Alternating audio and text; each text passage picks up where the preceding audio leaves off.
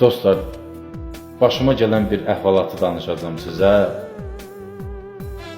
Günlərin bir günü soyuq hava idi. Günlərin bir günü soyuq hava idi. Gedirdim bir yolun kənarı ilə.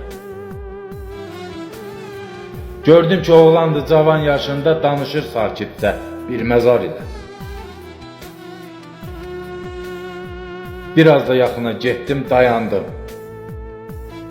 Ne yalan deyim ki, dəlidir sandım.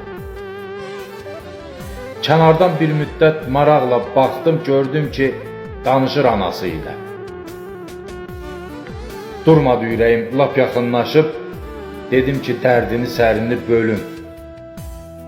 Sən demə anası 10 gündə ölüb, cəhənnəm əzabın gözünlə görüb.